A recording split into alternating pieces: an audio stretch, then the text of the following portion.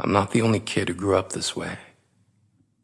Surrounded by people who used to say that rhyme about sticks and stones. As if broken bones hurt more than the names we got called, and we got called them all. So we grew up believing no one would ever fall in love with us, that we'd be lonely forever, that we'd never meet someone to make us feel like the sun was something they built for us in their tool shed.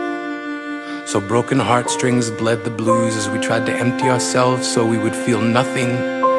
Don't tell me that hurts less than a broken bone, that an ingrown life is something surgeons can cut away, that there's no way for it to metastasize. It does. She was 8 years old, our first day of grade 3, when she got called ugly. We both got moved to the back of class so we would stop getting bombarded by spitballs. But the school halls were a battleground where we found ourselves outnumbered day after wretched day. We used to stay inside for recess because outside was worse. Outside we'd have to rehearse running away or learn to stay still like statues, giving no clues that we were there in grade 5. They taped a sign to the front of her desk that read, "Beware of dog." To this day, despite a loving husband, she doesn't think she's beautiful because of a birthmark that takes up a little less than half her face. Kids used to say she looks like a wrong answer that someone tried to erase but couldn't quite get the job done. And they'll never understand that she's raising 2 kids whose definition of beauty begins with the word mom, because they see her heart before they see her skin, because she's only ever always been amazing. He was a broken branch grafted onto a different family tree, adopted. Not because his parents opted for a different destiny. He was 3 when it became a mixed drink of 1 part left alone and 2 parts tragedy. Started therapy in 8th grade. Had a personality made up of tests and pills.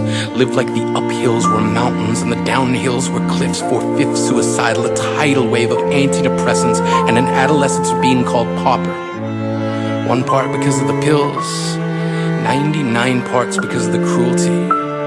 He tried to kill himself in grade 10 when a kid who could still go home to mom and dad had the audacity to tell him, "Get over it." As if depression is something that can be remedied by any of the contents found in a first aid kit. To this day, he is a stick of TNT lit from both ends. Could describe to you in detail the way the sky bends in the moments before it's about to fall. And despite an army of friends who all call him an inspiration, he remains a conversation piece between people who can't understand. Sometimes being drug-free has less to do with addiction and more to do with sanity. We weren't the only kids who grew up this way. To this day, kids are still being called names. The classics were "Hey Stupid," "Hey Spaz." Seems like every school has an arsenal of names getting updated every year. And if a kid breaks in a school and no one around chooses to hear, do they make a sound? Or they're just background noise from a soundtrack stuck on repeat when people say things like kids can be cruel? Every school was a big top circus tent, and the pecking order went from acrobats to lion tamers, from clowns to carnies. All of these miles ahead of who we were freaks. Lobster claw boys and bearded ladies. Oddities juggling depression and loneliness, playing solitaire, spitting the bottle, trying to kiss the wounded parts of ourselves and heal. But at night, while the others slept, we kept walking the tightrope. It was practice, and yes, some of us fell. But I want to tell them that all of this shit is just debris left over when we finally decide to smash all the things we thought we used to be. And if you can't see anything beautiful about yourself, get a better mirror. Look a little closer. Stare a little longer.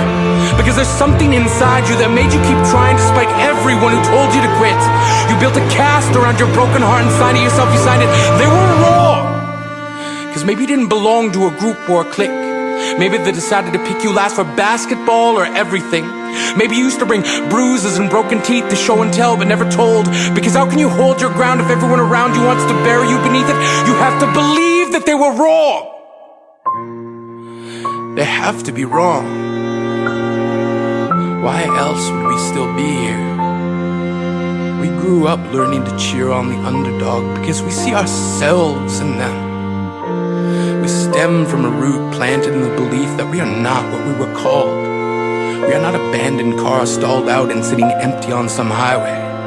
And if in some way we are, don't worry. We only got out to walk and get gas. We are graduating members from the class of fuck off. We made it. Not the faded echoes of voices crying out names will never hurt me. Of course, they did. But our lives will only ever always continue to be a balancing act that has less to do with pain and more to do with beauty.